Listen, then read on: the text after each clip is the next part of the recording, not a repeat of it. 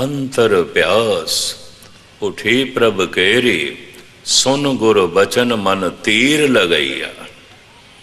गुरु दा बचन की सुनिया ते तीर दी तरह लगे।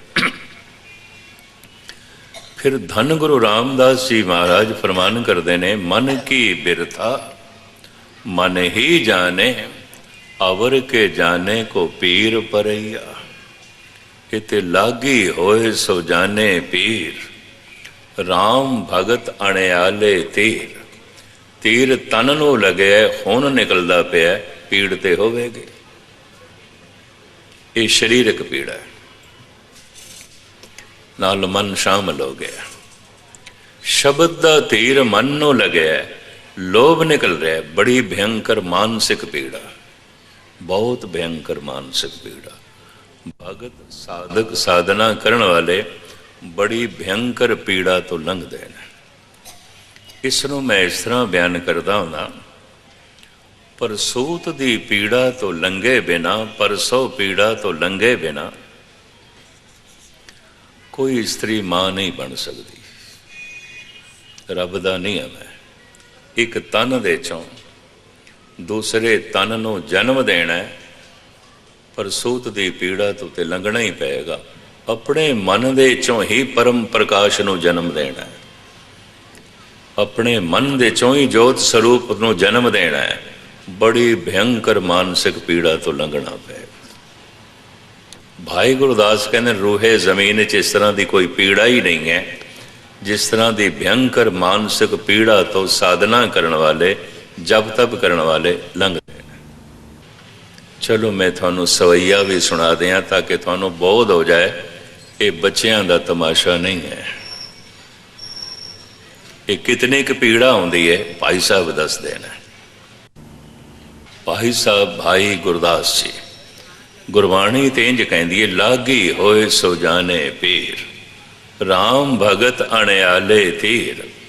ये अणयाला तीर जिसनों लग्या शब्द दा, पीड़ फिर हो ही जानता है। बड़ी भयंकर मानसिक पीड़ा तो लंघते हैं। तो पीड़ा तड़पा देंदी है, रुला देंदी है, भगत रो उठते हैं। और रह न सका बिन देखे प्रीतमा, मैं नीर वहे वह चले जियो। वो पीड़ा, बैराग दी पीड़ा, बिरहे दी पीड़ा तड़पा के रुला देंदी है। चलो इस संबंध च गुरु नानक का एक बोल भी मैं थोड़े सामने रख दें। भावें इनू टीवी दे राही सारे जगत ने सुनिया और कई ने मैनू कहा गया नहीं जी असी तो हैरान है, ये अर्थ सन। मैं कहा यही अर्थ ने, कह असी तो कुछ होर समझते रहे हैं। वडहंस राग का शब्द है गुरु नानक देव जी महाराज का, उहदियां विचकारलियां पंक्तियां। धन गुरु नानक देव जी महाराज पहले पातशाह। मैं रोवंदी सब जग रुना, रुनड़े वणों पंखेरू, एक ना रोना मेरे तन का बिरहा, जिन्हों पिरों विछोड़ी। बड़े ध्यान नाल सुनना। सतगुरु कहते ने मैं रोवंदी, मैं रोई रिजक दी खातर, रिजक दे विछोड़े च। महाराज कहते सारा जगत रोया है, पशु पक्षी तक रोंदे ने, दाना पानी उन्होंने ना मिले वो तड़पते ने, वो भी दुखी होंदे ने। पशु पक्षी तक रो उठते ने। मैं रोवंदी सब जग रोना, रुनड़े वणों पंखेरू। मैं रोई परिवार दे विछोड़े च, सारा जगत रोंदा है। पशु पक्षी तक भी अपने बच्चों के विछोड़े च तड़प उठते हैं, रो उठते हैं। मैं रोवंदी सब जग रोना, रुनड़े वणों पंखेड़ू। किसी चीज़ का विछोड़ा तड़पा के रुला देंदा है। जिस नाल बड़ी चाहत होवे, जो जान होवे, ओदा विछोड़ा तड़पा के रुला देंदा है। महाराज कहते मैं रोवंदी सब जग रोना, मैं रोई रिजक दे विछोड़े, सारा जगत रोंदा, पशु पक्षी तक रोंदे। मैं रोई परिवार दे विछोड़े, सारा जगत रोंदा, पशु पक्षी तक रोंदे। मैं रोवंदी सब जग रुन्ना, रुनड़े वणों पंखेरू, इक न रोना मेरे तन का बिरहा, जिन हों पिरों विछोड़ी। हे प्रभु, विछोड़ा ते तेरा भी है, तेरे विछोड़े ने ना तड़पाया ना रुलाया। मैं रोई जरूर रिजक दे विछोड़े च, मैं रोई जरूर परिवार दे विछोड़े च। हे निरंकार, विछोड़ा ते तेरा भी है, तेरे विछोड़े ने ना तड़पाया ना रुलाया। परमात्मा दे विछोड़े च तड़पे होए मन दे चों निकले हुए दो अंजू, यकीन जानो जन्मां जन्मांतरां दे पाप धो देंदे ने। जन्मां जन्मांतर उन्हां दो हंजुआं तो करोड़ां तीरथ कुर्बान किए जा सकते। जन्मां जन्मांतरां दे पाप धो देंदे ने, जन्मां जन्मांतरां दे दाग धो देंदे ने। पर बदकिस्मती ये रोया ते मनुख बहुत है। सुकरात ते इत्थे तक कहते ने, सत्तां समुद्रां दे च इतना पानी नहीं जितना पानी अज तक मनुख दी अखां चों निकल चुके। वो इंज कहता है, रोया ते मनुख बहुत है, परिवार दे विछोड़े च, रिजक दे विछोड़े च, पदार्थां दे विछोड़े च, परमात्मा दे विछोड़े च नहीं। कारण अजे पदार्थ परिवार संसार तो ये निराश नहीं, उदास नहीं। मूल गल इत्थे आ जाती, मूल गल इत्थे आ जाती। वो जिहड़ा परमात्मा महान है, असीम है, तो उस दे विछोड़े दा दुख भी असीम है, वो पीड़ा भी असीम है। वो पीड़ा किन्नी क है, ये भाई गुरदास जी का एक सवैया बड़े ध्यान नाल सुनना। अगन जरत जल बूढ़त सरप ग्रसे, शस्त्र अनेक रोम रोम कर घात है। अगन जरत, जीवदा जागदा मनुख, जिंदा मनुख अग दे च गिर जाए, जिंदा ते अग उसनों जलाण लग पे। उस समय जो शरीरक ते मानसिक पीड़ा होंदी है, भाई साहब कहते हैं कट्ठी करिए, वो कट्ठी करिए। अगन जरत जल बूढ़त, अथाह सागर दे गोते खा रहे होवे, डुब रहे होवे, बचण का कोई वसीला नहीं, प्राण निकल रहे होन, उस वक्त जो मानसिक ते शरीरक पीड़ा होंदी है, भाई साहब कहते हैं वो भी इकट्ठी करिए। अगन जरत जल बूढ़त सरप ग्रसे, सप डंग मार जाए, कोबरा फनियर नाग ते जहर चढ़नी शुरू हो जाए, ते प्राण निकलने शुरू हो जान। उस समय जो शरीरक ते मानसिक पीड़ा होंदी है, भाई साहब कहते हैं ये भी इकट्ठी करिए। अगन जरत जल बूढ़त सरप ग्रसे, शस्त्र अनेक रोम रोम कर घात है। अनेका तरह के शस्त्रां दे नाल रोम रोम जख्मी होवे, ते रोम रोम दे चो खून वग रहा होवे। उस समय जो शरीरक ते मानसिक पीड़ा होंदी है, भाई जी कहते ने ये भी इकट्ठी करिए। ये नहीं कि एक दो जख्म, जितने रोम ने उतने ही जख्म, इतना जख्म हो गया। शस्त्र अनेक रोम रोम कर घात है। शेख सादी कहते ने, हमा तन दाग दार शुदम, पुंबा कुजा कुजा नेहम।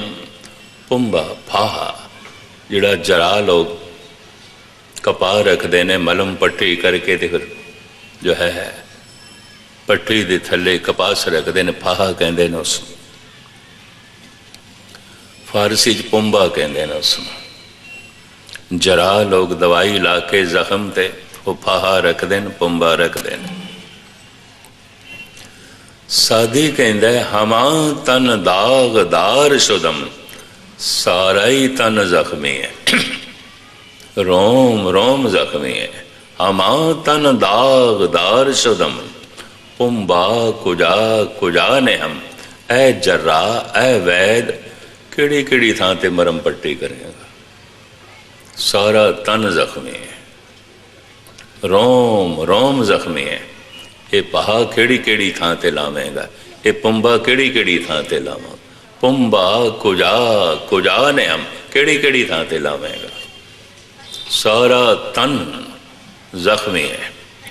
भाई साहब भाई गुरदास जी कहते हैं शस्त्र अनेक रोम रोम करगात है। अनेका तरह के शस्त्रां दे नाल रोम रोम जख्मी होवे। उस समय जो मानसिक ते शरीरक पीड़ा होंदी है, इनू भी इकट्ठा करिए एक पंक्ति दे इतनी पीड़ा। अगन जरत जल बूढ़त सरप ग्रसे, शस्त्र अनेक रोम रोम करगात है। दूसरी पंक्ति बिरथा अनेक अपदा अधीन दीनगत, ग्रीखम और शीत बरखमाए निस्परात है। लोड़ा अनेका मन ते पूरी एक भी ना होवे। उस समय जो मानसिक ते शरीरक पीड़ा होंदी है, पहनण नूं कपड़ा नहीं है, लोड़ है मकान नहीं है, लोड़ है भोजन नहीं है, किसी पदार्थ की लोड़ है नहीं है। लोड़ा अनेका ने पूरी एक भी ना होवे। उस समय जो शरीरक ते मानसिक पीड़ा होंदी है, भाई जी कहते हैं ये भी इकट्ठी करिए। बिरथा अनेक अपदा अधीन दीनगत, पराई अधीनगी दे च रहना पै रहा होवे, गलती भी कुछ ना होवे ते गालां पैन, बोलते कुछ भी नहीं, गलती दी कोई नहीं की थी ताड़ना। उस समय जो मानसिक ते शरीरक पीड़ा होंदी है, भाई साहब कहते हैं ये भी इकट्ठी करिए। बिरथा अनेक अपदा अधीन दीनगत, ग्रीखम और शीत बरखमाए निस्परात है। गर्मी सर्दी ते बारिश दे दिन रात रहना पै रहा होवे, बचण दा कोई साधन नहीं। दिन रात शीत लहर दे, दिन रात भयंकर लू गर्मी दे, ते दिन रात बारिश दे बचाव दा कोई साधन ना हो।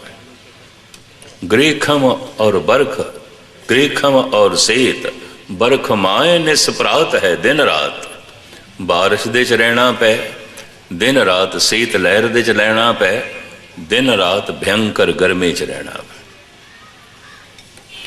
इहदे नाल जो मानसिक ते शरीरक कष्ट होंदा है, भाई साहब कहते हैं यह भी इकट्ठा करिए।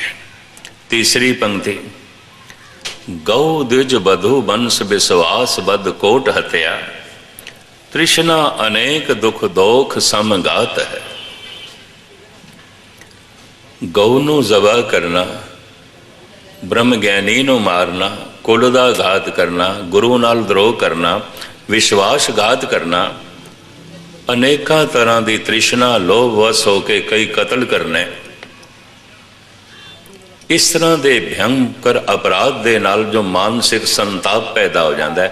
हर पाप मानसिक संताप पैदा करता है। इस चक्कर च ना पैना, कातल कतल करके खुश होंदा है नहीं, वो मन ते बड़ा बोझ पै जाता है। उन्होंने नींद भी नहीं आती जिन्ने चिर तक शराब नहीं पीएगा, नींद भी नहीं आएगा। ये भी मैं अर्ज करते हैं, हर पाप उहदे दिल दिमाग का बोझ बन जाता है, भयंकर बोझ बन जाता है। वो जो मानसिक संताप है इतने पापा करके, भाई साहब जी कहते हैं ये भी इकट्ठा करिए, ये मानसिक बेचैनी भी इकट्ठी करिए। नाल उस सिंह मेरे आए ने फरीदाबाद, एक नामी गुंडा से हुण ते नहीं रहा, पुलिस भी डरदी सी, कितने कतल कर चुके सी, पकड़िया नहीं गया सी। कितने डाके मार चुके असी, कोई सबूत नहीं। और गजब की गल पता कौन सी? गुस्ताखी माफ, दास दा क्लास फैलो सी, मेरे नाल पढ़दा रहा, खालसा हाई स्कूल दे डिस्ट्रिक्ट बन्नों दे। सिर्फ पढ़दा ही नहीं रहा, फरीदाबाद दे बच्चे बच्चे नूं पढ़े पता है जो मेरा नां है माँ बाप ने उहदा नां भी वही रखिया सी। ते रब दी नेत साडी दोस्ती भी बड़ी सी, स्कूल कट्ठे जाना, कट्ठे ही बैठना। फिर देश की वंड हो गई, वो किधरे असी किधरे, गलत सोसाइटी च पै गया। तृष्णा ने उसनों भयंकर डाकू ते कातल बना दिता। फरीदाबाद उथों दी पुलिस उहदे नाम तो ही कंबदी सी। गुरुद्वारे ने अपना एक रेस्ट हाउस बनाया है, कमरा, मैं उसे जाके ठहरदा सी। दो चार सज्जन मेरे को फरीदाबाद दे बैठे, वो नामी गुंडा आया। तो असी सन 47 तो बाद 15-20 साल बाद पे मिलते, उसकी शक्ल सूरत बदल गई, साड़ी बदल गई। छोटे जिहा होंदे सी, सामने बैठ के मैनू कहन लगा, मस्कीन जी मैनू पहचाने? मैं कहा नहीं मित्रा, किधरे देखिया नहीं। कहता है देखिया ही नहीं, रज के देखिया, रज के इकट्ठा खांदे रहे, पींदे रहे, कट्ठे खेडते रहे, कट्ठे पढ़ते रहे। एकदम याद आ गया। कहते फिर नाम भी तो साडा इको ही है। आप बोल पे वो जिहड़े 4-5 सज्जन बैठे सन, वारी वारी निकल गए। मैं कहा खैर होवे, सही गल की है, बैठे सन, बड़ी जरूरी गल्लां करनियां सन, निकल गए, भज गए। उन्हां दा जाना मैनू इंज दिसदा पिया सी जिवें भजे ने, नसे ने। वो मैनू कहन लगा चंगा होया वो चले गए। तो मैं भी सोचा हूँ बंदा तो खतरनाक है बड़ा, फरीदाबाद विच मशहूर है। वो डर दे मारे सारे भज गए ने। एक कहना की चाहता है, मैं वध तो लुटेरा है ना, जो कुछ पे मैं कह देंगा, लै जा, गल खत्म हो रही। मैनू हथ जोड़ के कहन लगा, ज्ञानी जी तुसी मेरे मित्र, मेरे हम नाम, पर मैं थानू हुण ज्ञानी जी करके बुला रहा। मेरा मन बेचैन बड़ा है। अगर मैं पूरी 2 बोतलां ना पीवां तो सारी रात रो के कटदा, रोंदा ही रहंदा। तो कोई इलाज है थोड़े कोल? इस वास्ते आया, कोई है इलाज? मैं कहा गल है, तू सैकड़ियां नूं रुलाया है, वो रोना पलट के आया है, तू रोंदा पिया। सारे फरीदाबाद च गल मशहूर हुई सी। इतने घर तू बर्बाद किए ने, तू किवें वस सकदा है? तू कितनियां नूं रुलाया है, तो खुश किवें हो सकदा है? कहंदा पहली दफा तुसी इस तरह अज मैनू आखे, मैनू अज तक किसी ने इस तरह नहीं आखे। हर एक बंदा डरदा सी। कहने लगे तो ठीक है, पर कोई इलाज है? मैं कहा देख 3 दिन बरसी समागम है, वो भी जानते सन, डिस्ट्रिक्ट बन्नू च होए सन, भगत जोधा राम सिंह जी। मैं कहा 3 दिन बरसी समागम है, तू आ, शायद तेनों वेख के मैनू कुछ गुरबाणी चो फुरे ते तू ध्यान नाल सुने। कहने लगे जे मैं आया तो फिर मैं ही आवांगा, उत्थे होर नहीं होवेगा। कहते हुणे बैठे सन, नस गए ना, गुरुद्वारे भी नहीं होवेगा कोई। मैं कहा ये जिम्मेवारी मेरे ते छोड़, मैं सारिਆਂ ਨੂੰ बिठावांगा, बेनती करांगा, तू आ सही। देखते हैं शायद नहीं आया।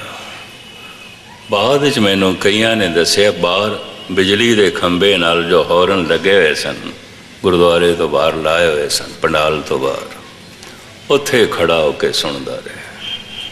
ਉੱਥੇ ਖੜਾ ਹੋ ਕੇ ਉਰਦੂ ਦੇ ਵਿੱਚ ਮੈਨੂੰ ਚਿੱਠੀ ਲਿਖ ਕੇ ਭੇਜੀ ਕਿ ਨਹੀਂ ਜੀ ਮੈਂ ਬਹੁਤ ਅੱਗੇ ਚਲਾ ਗਿਆ, ਬਹੁਤ ਅੱਗੇ ਚਲਾ ਗਿਆ, ਕਿਸ ਤਰ੍ਹਾਂ ਵਾਪਸ ਆਵਾਂ, ਇੰਨੀ ਵਾਟ ਜੋ ਕੁਝ ਤੁਸੀਂ ਕਹਿੰਦੇ ਪਏ।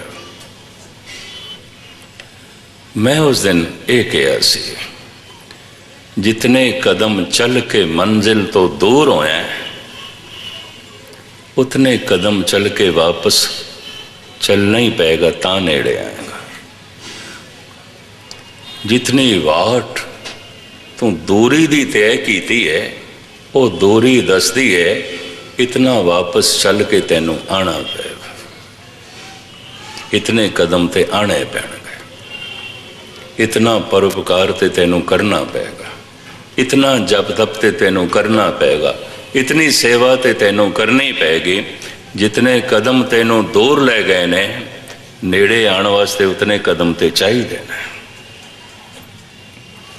मैनू उसने चिट्ठी लिखी, बहुत दूर निकल गया मैं, बहुत दूर निकल गया। इस जिंदगी विच इतनी वाट मेरे को तय नहीं होनी, मेरे को तय नहीं होने। एड्रैस उसका हैगा नहीं सी, मैं संगत ही सुनाया। मैं कहा कोई गल नहीं, इतने कदम नहीं चल सकता। भाई गुरदास जी कहते ने, चरण सरन गुर एक पेंडा जाए चल, सतगुरु कोट पेंडा आगे होए लेत है। तू एक दफा रुख मोड़ दे, एक कदम चल, फिर तू एक कदम की बरकत देख, गुरु तेनू करोड़ों कदम होके अगे मिलेगा। पता नहीं उसने सुनिया कि नहीं, उसने मनिया कि नहीं, क्योंकि थोड़े दिन बाद वो चलाना कर गया एक हादसे। उस तो मैनू जिहड़ा अनुभव मिलिया, पाप करके बेचैनी आउंदी, परेशानी आउंदी, मानसिक संताप, मन ते बड़ा भारी बोझ पै जाता है। कोई पापी सुख की नींद नहीं सो सकता, कोई अपराधी सुख की नींद नहीं सो सकता। वो खुद मैनू कहता सी, मैनू 2 बोतलां बेहोश होने वास्ते पीनियां पैंदियां, नहीं तो सारी रात रो के मैं कटदा, मैनू रोना पैंदा है। तो मैं कहा इतनियां नू रुलाया तो फिर हासा कित्थे, इतनियां नू बर्बाद कीता है तो तू आबाद किवें होवेगा। हाफिज दे कोलों उसदा एक मित्र आया, किधरे गलत कर बैठा सी, बहुत कुछ गलत कर बैठा सी, पश्चाताप करने वास्ते आया। तो कहंदा फकीरा कोई ढंग है मेरे बचाव दा। हाफिज दे बोल सुन लो, ईरानी सूफी संत कहंदा, यार रा खुद करदा रा इलाज नेस्त, जो तू कर चुके हैं इहदा इलाज मेरे को नहीं है। यार रा खुद करदा रा इलाज नेस्त, करदनी ख्वाहिश ओ आमदनी पेश, जो तू कर चुके हैं वो भोगण वास्ते तैयार हो जा। इलाज मेरे को कोई नहीं, रब ने यही नियम बनाया है, प्रभु ने यही नियम बनाया है। यार रा ये ईरान का सब तो बड़ा फकीर है, इहदी कबर ईरानिया ने सोने की बनाई है, इहदा मकबरा ईरानिया ने कच का बनाया है, कच लाया नहीं, कच नूं पिघला के ही दीवारां खड़ियां कीतियां, पिलर खड़े किए। ईरानी कारीगरी का नमूना है। बड़ी दुनिया तो उत्थे टूरिस्ट दे आउंदे ने सिर्फ बिल्डिंग देखण, कच की बिल्डिंग, सोने की कबर और हीरे मोती जड़त ने कबर ते। ईरानिया की शरदा है। ये कहंदा यार रा खुद करदा रा इलाज नेस्त, जो तू कर चुके हैं इहदा कोई इलाज नहीं। एक कोई इलाज है कि करदनी ख्वाहिश ओ आमदनी पेश, जो तू कर चुके हैं खिड़े मथे भोगण लई तैयार हो जा। भोगना पेगा, भोगना पेगा। रब अटल है, ਉਹਦਾ नियम अटल है, पर एक खेड ये है, वो बेपरवाह भी है। बेपरवाह भी है। जिवें जमीन च बहुत सारे बीज बोए ने, पर कई बीज नहीं भी पुंगरते, रह जाते। कई बूटे लाए ने, नहीं एक दो फलों तक पहुँचते। इस तरह भी असी प्रकृति च वेखते हैं, परमात्मा की दुनिया च भी देखते हैं। वड्डे तो वड्डा पापी बख्शिया जाता है, बख्शिंद भी है, वो रहीम भी है, रहमान भी है। चलो रहमान कितना है, ये हुण दूजी मिसाल वो जो हाफिज देंदा है, वो भी मैं तुहाडे सामने रखा। वो कहंदा है, सद साला बा इम्तिहान गुनाह ख्वाहम करद। ऐ मेरे खुदा, जे तू मैनू 100 साल तक जिंदा रखिया।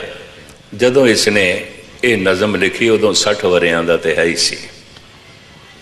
कहंदा जे तू मैनू 100 साल दी जिंदगी बख्शी, जिवें मैं पिछे गुनाह करदा रहा अगे भी करांगा, 100 सालां तक मैं गुनाह ही करांगा। एक फकीर कह रहा है सब तो वड्डा, सद साला बा इम्तिहान गुनाह ख्वाहम करद, ता जुर्म मन अस्त बेश या रहमत तो। फिर मैं एक पलड़े विच अपने 100 साल दे गुनाह रखांगा, तोलांगा। फिर मैं दूजे पलड़े विच तेरे एक पल दी रहमत रखांगा, तेरे एक पल दी बख्शिश, तेरे एक पल दी रहमत मैं दूजे पलड़े च रखांगा। ते पहले पलड़े च मैं अपने 100 साल दे गुनाह रखांगा, मैं तोलांगा।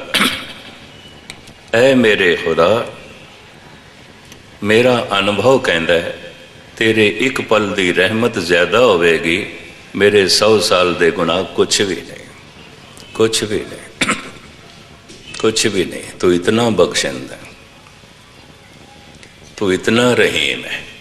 इन्हों महाराज कहते हैं प्रसाद है। ये सारा खुलासा मैं थोड़े सामने करना है। निराश कौन आंदा है, उदास कौन आंदा है? गहरा सदसंगी ये शब्द दी चोट खा गए, शब्द तीर दी तरह लगे। मन दे चों विकार निकले ने, लोभ निकले है, उदा तड़पया होया मन वाहिगुरु वाहिगुरु जपन लग।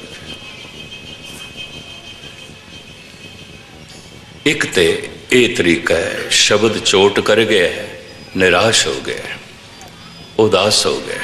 दूसरा बहुत अक्लमंद है, पिछले पूर्वले कर्मा करके बड़ा जहन नशीन है, बड़ी तीक्ष्ण बुद्धि का मालिक है, इतना सियाना है, अकल इसकी महान है, इतनी महान है कि दुनिया बिल्कुल छोटी हो गई, कुछ भी नहीं, सब कुछ खिडौना उसनों प्रतीत होता है। जिवें बच्चे नूं खिडौने महान दिखाई देंदे ने, क्यों? अजे खिडौने उहदी अकल नालों वड्डे ने, उहदी अकल छोटी है, खिडौने वड्डे ने। ते जिस दिन अकल वड्डी हो जाती है, खिडौने ऐन परे सुट्टण वाले बन जाते। जिस दिन अकल पूर्ण तौर पर महान हो जाए, यकीन जानो सारा संसार भी खिडौना बन जाता है बच्चों का। सब कुछ खेल प्रतीत होता है। आवन जान एक खेल बनाया, आज्ञाकारी की नहीं माया। अपनी अकल तो चोट खा के भी कई निराश होए ने, संसार तो उदास होए ने। नाल नाल मैं उदाहरण दे ही जावां, जैसे गालिब बहुत सियाणा, बहुत सियाणा, बड़ी तीक्ष्ण बुद्धि, बड़ी महान अकल का मालिक। कहते ने 150 टीके हो चुके ने दीवाने गालिब दे, पाकिस्तान दे, बांग्लादेश दे, हिंदुस्तान दे, भारत दे। लेकिन अजे भी विद्वान कहते ने गल पूरी आखी नहीं जा सकी। उन्हें जिस गहराइयां नूं छोया अजे तक नहीं जा सके। गालिब कहता है बाजीचा है, इतफाल है, दुनिया मेरे आगे। ये सारी दुनिया की है, बच्चियां दा खेल, बच्चियां दे खिडौने, कुछ भी नहीं। जवानां दा खेल भी नहीं, जवानां दे खिडौने भी नहीं। तिफल कहते हैं बच्चों नूं, इतफाल बच्चे। बाज़ीचा है इतफाल है दुनिया मेरे आगे, होता है शबो रोज तमाशा मेरे आगे। ये बच्चों का तमाशा रोज हो रहा है, मैं देख रहा। एक खेल है औरंगे सुलेमान मेरे नज़दीक। एक बच्चों का खेल है कि राजनीति तख्ते सुलेमानी। लोग कितने पापड़ बेलते हैं तख्त वास्ते, सिंघासन वास्ते लोग कितने पापड़ बेलते हैं। मैं पिछले दिने पढ़ के दंग रह गया। इलैक्शन के दिनों एक नेता 35 थावां ते बोले, हैलीकॉप्टर ते बैठा, इस पिंड बोलिया, उस पिंड बोलिया, वो पिंड भी ना रह जाए, वो वोट भी किधरे ना चले जान। 35 जगह बोले, सारा दिन बोलता रहा, रोटी खाने का वक्त कोई नहीं खा सके। एक जगह उसके भोजन का इंतजाम से कहना नहीं वो पिंड रह जाएगा, उत्थे चलो। इन्ने लोग पापड़ बेलते हैं वोटां वास्ते। गालिब कहते तख्ते सुलेमानी, बादशाहां दा तख्त बच्चों का खिडौना है, जवानां दा भी नहीं। मैंने बच्चों का खिडौना प्रतीत होता। एक खेल है औरंगे सुलेमान मेरे नज़दीक, एक बात है अजाज मसीहा मेरे आगे। हजरत ईसा दे मौजजे, किहड़े मौजजे? वो बीमार दे सिर ते हथ रखदा सी, कहंदे तंदुरुस्त हो जांदा सी। वो अंधे दे सिर ते हथ रखदा सी, उन्होंने अखां मिल जांदियां सन। ईसाई मिशनरीज का बहुत प्रचार करते हैं, यही गल करदा। वो मुर्दे दे सिर ते हथ रखदा सी, मुर्दा जिंदा हो जांदा सी। गालिब कहंदा है जिस मुर्दे दे सिर ते हथ रखिया वो जिंदा हो गया। जिहड़ा जिंदा होया क्या वो फिर नहीं मरिया? तो जे फिर मर गया तो ईसा भी बच्चों के नाल खेडदा रहा है, मैं ईसा नाल भी नहीं खेड सकता। ये भी बच्चों के खिडौने ने। रिदियां ते सीधियां नाटक चेटक किए कुकाजा प्रभ लोगन के आवत लाजा। हुण जिन्हों रिद्धि सिद्धि भी प्रभावित ना करे, तख्ते सुलेमानी भी प्रभावित ना करे, तो संसार दे दुनियावी सुख भी सारे उन्होंने इंज लगन जिमें बच्चों का तमाशा है। तो इस तो एक गल स्पष्ट हो गई, अकल बहुत महान है। बाज़ीचा इतफाल है दुनिया मेरे आगे। इतना सियाणा मनुख है, संसार तो निराश हो गया, उदास हो गया। बस अगे जो घटना है वह भी थोड़े सामने मैं रखा है। एक तीसरा कारण भी है निराश होने का, उदास होने का। पहला तो यह है शब्द चोट कर गया, सतसंगी है। इन्नी गहराई नाल बाणी नूं इसने सुनिया, बाणी चोट कर गई, तीर की तरह लगे। अंतर प्यास उठी प्रभ केरी, सुन गुर बचन मन तीर लगई। कबीर सतगुरु सूर में बाया बाण जो एक, लागत ही भोए गिर परया, परया करे जे छेक। कबीर कहते ऐसा सतगुरु ने बाणी का बाण मारिया है, मैं तो ढह ढेरी हो गया। तीर नाल तशबीह दी शब्द नूं। शब्द तीर की तरह है, पर ज्यों आउंदा है ना, असीं अपना हिरदा एक पासे कर रहे हैं, लगे ना किधर। वह नहीं गल, तीर एक पासे नहीं आउंदा, निशाना असीं एक पासे कर लेंगे, नहीं तो तीर की तरह लगेगा। जैसे तीर की तरह लगेगा तो मन जिंदा है, लोभ करके सारा लोभ निकलेगा, निकलेगा। फिर खून निकलेगा तो मन तड़पेगा भी सही। पहला एक कारण है शब्द का तीर लगे, ऐसा मनुख दुनिया तो निराश हो जाएगा, उदास हो जाएगा। अपनी अकल का तीर लगे, इतना सियाणा होवे, इतनी तीक्ष्ण बुद्धि का मालक, जितना सियाणा मनुख होगा बेचैन होगा। क्यों? जगत दे ऐसा कुछ भी नहीं जो दी दिलचस्पी का बायस बने। ये भी मैं ज्यादा बेचैन होगा। कितना क बेचैन होगा ये भी हो गालिब दसदा। इतना सियाणा मनुख। परेशानियां सारे जहां की समेट कर, जब कुछ ना बना तो मेरा दिल बना दिया। ऐ खुदा सारे संसार दी विपता बेचैनी परेशानी व्याकुलता तू कट्ठी की थी, तेरे कोल कुछ बड़िया नहीं होर तू गालिब दा दिल बना के रख देता है। जितना सियाणा मनुख होवेगा संसार बेमैनी हो जाएगा, फिर जीवे किस तरह, जीवे किस तरह। अकल तो चोट खा के मनुख निराश हो जाता है, उदास हो जाता है। शब्द तो चोट खा के मनुख निराश हो जाता है, उदास हो जाता है। तीसरा, कोई संसार तो चोट लग गई है, कोई जान तो भी प्यारा सी अजीज मित्र सनबंधी अपने ही मोडियां ते ले जाना पिया शमशान घाट। अपनी अखां दे सामने उसनों जलदा होया देखिया, मनुख चोट खा जाता है, निराश हो जाता है, बैरागी हो जाता है, उदास हो जाता है। कम से कम जिन्नी देर तक शमशान घाट विच रह गए अवस्था उसकी रहिंदी है। अगर सियाणा होया तो फिर उस अवस्था को संभाल भी सकता है। बड़ा चोटी दा धनवान से चारों पासे धन घर दे इंज आ रहा सी जिवें दरिया सागर की तरफ आउंदा। दिवालिया हो गया, बाल बाल करजाई हो गया। देना हजारां दा इसने, लेना हुण किसे कोल भी नहीं। ऐसी हालत विच भी मनुख निराश हो जाता है, उदास हो जाता है। बड़ी इज्जत सी, बड़ी मान मर्यादा सी, बड़ियां सलामियां मिलदियां सन, कोई कलंक लग गया, दाग लग गया। बनी बनाई प्रतिष्ठा इज्जत सारी खाक दे च मिल गई। हिरदा चोट खा जाता है, मनुख निराश हो जाता है, उदास हो जाता है। निराश होने दे, उदास होने दे ये तीन कारण ने। शब्द चोट करे, अकल चोट करे, गुस्ताखी माफ या संसार तो कोई चोट लगे, और कोई चौथा कारण नहीं है। या मैनू इंज कहन देना, अजे तक कोई पूर्ण तौर पर निराश नहीं, उदास नहीं, इनू अजे शब्द ने चोट नहीं की थी। अजे इसने शब्द की चोट नहीं खाधी, क्योंकि गहरा सत्संगी नहीं है।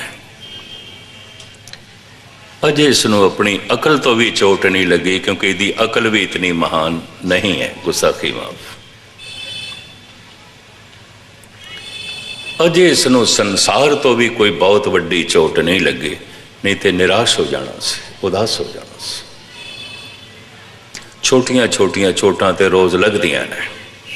अजे कोई इतनी चोट इसनों नहीं लगी कि निढाल हो जाए, निराश हो जाए, उदास हो जाए। इहदी अकल भी कोई महान नहीं कि इसनों अकल ने चोट की होवे ते निराश हो गया होवे, उदास हो गया होवे। ये कोई गहरा सत्संगी भी नहीं, श्रोता भी नहीं कि गुरु का शब्द चोट कर गया होवे ते निराश हो गया होवे, उदास हो गया होवे। सन्यास प्राप्ति लई उदास ते निराश पहले दो कदम ने। ये दो कदम जो नहीं चलिया वो मंजिल ते नहीं पहुंचता। मंजिल ते है सन्यास। पंक्तियां मैं थानू फिर दोहरावां ते मैं खुलासा करा। रे मन ऐसो कर सन्यासा, बन से सदन सवै कर समझो, मन ही माहे उदासा। शब्द तो जो चोट खा गया, गहरा सत्संगी है, वो सही फैसला करेगा कि परमात्मा की तलाश करेगा, और उत्थे सन्यास एक दिन प्रगट हो जाएगा, क्योंकि टोटली निराश हो गया, उदास हो गया। अपनी अकल तो जिहड़ी जिसने चोट खाधी है, या संसार तो चोट खाधी है, कुछ खतरे भी ने। ये तीन फैसले दे विचों किसे एक फैसले नूं अपनी जिंदगी दे धारण करेगा। वो तीन फैसले इंज कहते ने, आत्म क्रांति, आत्म विस्मृति, आत्म हत्या। खुद नू बदलना, या खुद नू भुलाना, या खुद नू मिटाना। इनू इंज कहते ने, आत्म क्रांति खुद नू बदलना, आत्म विस्मृति खुद नू भुलाना, आत्म हत्या या खुद नू खत्म करना। इतनी निराशा, इतनी उदासी किवें जीवी है। तो गालिब दिन रात पीण लग पे। इतना सियाणा मनुख, इतना सियाणा मनुख। गालिब खुद कहता, ये मिसाल तसफ़ुफ़, ये तेरा बयान है गालिब, तुझे हम वली समझते जो ना बादा ख्वार होता। गालिब कहता, दुनिया मैनू कह रही है सी तेनू वली जान के पूजना सी, पैगंबर जान के पूजना सी, कम बख्त किदे तू शराब ना पींदा, ये तो की करन लग पे। ये मिसाल तसफ़ुफ़, ये तेरा बयान है गालिब, ऐ तेरा कहण दा ढंग, ऐ तेरियां दलीलां, ए तेरियां मिसालां, ए तेरे उदाहरण, ए तेरे प्रमाण। ये मिसाल तसफ़ुफ़, ये तेरा बयान है गालिब, तुझे हम वली समझते जो ना बादा ख्वार होता।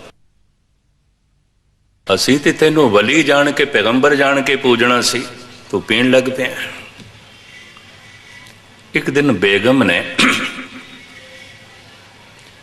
गालिब दी बेगम ने कहा, वे देख बड़े बड़े नवाब थानू सलामा करते हैं,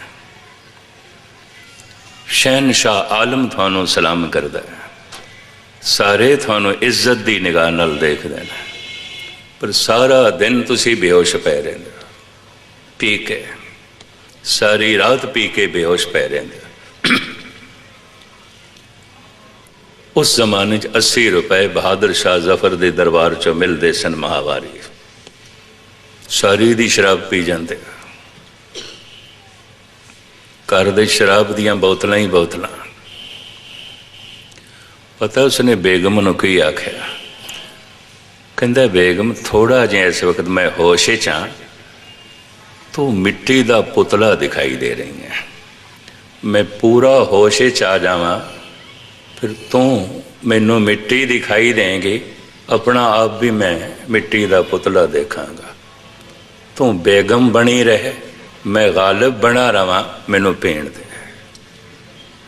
इंज के तू बेगम तां दिसदी है जद मैं बेहोश होवां, थोड़ा जिहा होश च आवां तो मिट्टी का पुतला, कुछ भी नहीं, कुछ भी नहीं, तेरी कोई वक़्त नहीं। और मैं पूरा होश च आ जा, तू है ही मिट्टी, पुतला भी नहीं, तू है ही मिट्टी। अपने वजूद नू बनाई रख, मैनू उपदेश ना दे।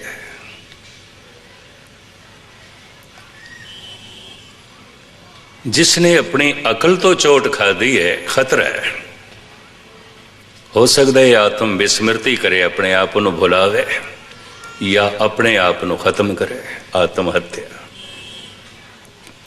बड़े बड़े अकलमंद लोगों ने आत्म हत्या की है।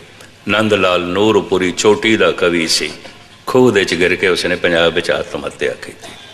मेरे नाल 2-3 दफा इत्थे आया है प्यारा सिंह रोशन, शायद थोड़े विचों किसी को याद होवे। यह जिहड़े गुंबद बनते हैं गुरुद्वारियां दे, ये बनाने का भी माहिर सी, चोटी का चित्रकार भी, ते चोटी का कवि गुंचा जी इन्हां दा मित्र सी, जिहड़े नाल चलदे हैं दास दे, शुगल जी, गुंचा जी ते प्यारा सिंह रोशन। मेरे नाल 5-7 साल घूमते रहे। अमृतसर का वसनीक, जिस दिन मैं अमृतसर पहुँचता सी, सब तो पहले वह मिलता सी, एक पल पल की मेरी खबर रखता सी भी हुण पहुँचणगे। एन दरबार साहब के बूहे ते ही मिलता सी सरांदे को। आलम बड़ा, विद्वान बड़ा, जिहड़ा कवि आंदा चित्रकार नहीं आंदा, पर गजब का चित्रकार। उन्हें बड़ियां गजब दीयां तस्वीरां बनाईयां, दास ने उत्ते स्कूल दे च लगवाईयां ने अलवर्स। मेरी तस्वीर भी बनाई। धन गुरु नानक देव जी महाराज की, गुरु गोबिंद सिंह जी की तस्वीर थाईलैंड के गुरुद्वारे बड़ियां सोहणियां बना के आया। बड़ा भारी चित्रकार, बड़े सोहने गुंबद बनाने वाला और बहुत वड्डा कवि उर्दू का ते पंजाबी का। 5-7 साल पुरानी मैं हुण गल करदा पे, मैं आया उस दिन प्यारा सिंह रोशन नहीं मिलिया, दूजे दिन भी ना मिलिया, तीजे दिन भी, चौथे दिन भी। तो मैं एक सज्जन तो पुछ लिया, कवि सी जिहड़ा, मैं कहा गल की है, सब तो पहले वही मिलता सी, आज 4 दिन हो गए ने। तो कवि दरबार धन गुरु रामदास जी महाराज के गुरपुरब ते हुंदा, मैं लिस्ट दे 14 नाम भी ना देखे। मैं कहा यह भी पहली दफा हो रहा है। उस तो पूछया, मैं कहा गल की है, किधरे गए ने बाहर? कहने लगे नहीं गए नहीं जी, उन्हें 4 मंजिला मकान तो छाल मार के खुदकशी की थी, थले गिरदियां टुकड़े टुकड़े हो गए। सारे अमृतसर दे च गल मशहूर, चोटी दा सियाणा मनुख, अकल दा धनी, चित्रकार, मामार भी और कवि भी, शायर भी। किसी ने कोई गल एक आखी, चोट खा गया, नहीं बर्दाश्त की। हिरदे कोमल होंदे ने, समझ बड़ी महान होंदी है, चोट खा गया, इन्ना निराश हो गया, इतना उदास हो गया, खुदकशी।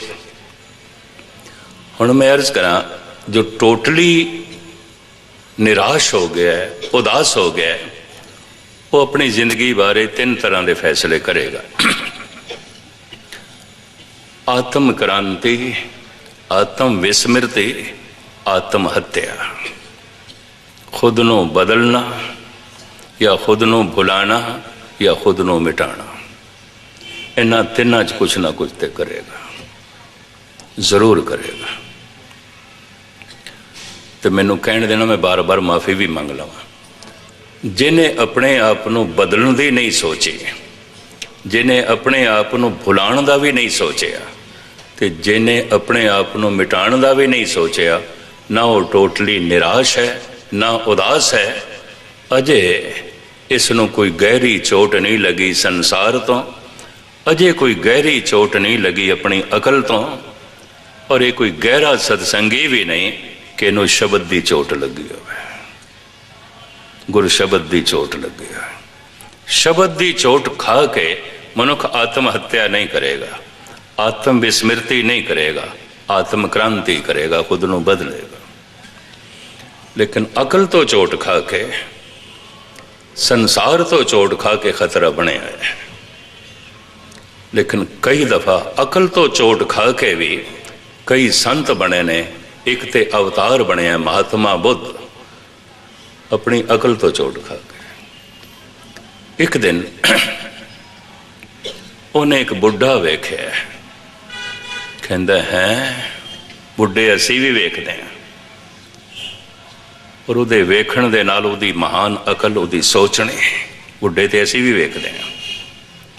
उन्हें वेख्या, कहता नहीं, शरीर का यही अंजाम, लाठी दे आसरे ते विचारा वो चल रहा सी, छोटे छोटे कदम पुट रहा सी। कहता अंजाम ये तो कुछ भी नहीं, कुछ भी नहीं।